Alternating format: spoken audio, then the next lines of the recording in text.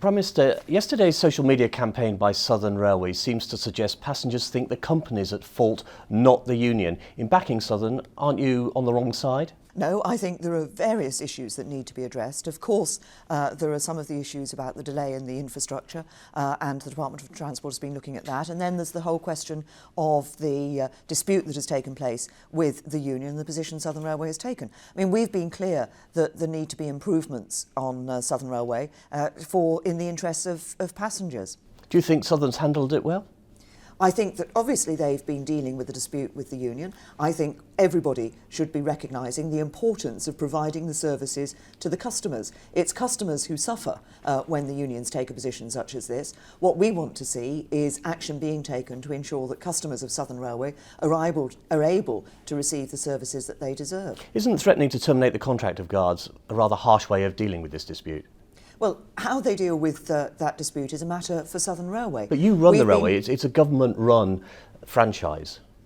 The government awards the franchises, but it's up to Southern Railway how they deal with this issue. We've, obviously as a government, have been talking to Southern Railway about some other aspects of improvements on the line. What I think is necessary is that the unions need to recognise the importance of ensuring that services are being delivered for passengers, because when there's a dispute of this sort, the only people who suffer are the passengers. Will you be comfortable on Thursday if guards lose their jobs because in all conscience they can't sign up to the new role? It's important for everybody to recognise that what we want to see being provided are services for the customers that customers can rely on, that give them the rail services that they deserve. I think everybody needs to recognise that at the heart of this is the issue of customers and the services that they get on Southern Railway. Can I ask you about Brexit and the impact on London's economy? Sadiq Khan wants London-only work permits to ensure the supply of labour vital to London's economy.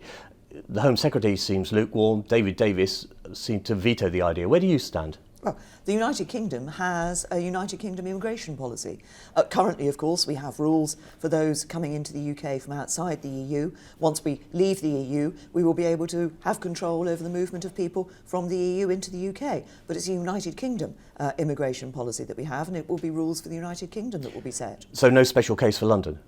We're very conscious of the interests that London has, in particular sectors, the importance of the City of London as a leading financial centre around the world, for example, and we will be doing what we have always done in determining these policies, which is listening to businesses, listening to different sectors, recognising what their particular concerns and interests are, but the policy that will be developed will be a UK policy. So are you ruling out London-only work permits? Well, what I'm saying is that the policy on immigration will be a UK-wide policy, and we will listen to business and as we have done. I was Home Secretary for 6 years. We spent a lot of time talking with businesses, listening to businesses about what their interests were in the sort of workers they have. We were developing a system for people outside the EU that ensured the brightest and the best could come to the United Kingdom where there were skill shortages. People would bring in skilled workers. But we also need to do something else here in the UK, which is ensure that we're skilling up people here in the UK to be able to take on the skilled jobs and not just feeling that people have to rely on bringing people in from overseas. Prime Minister, thank you.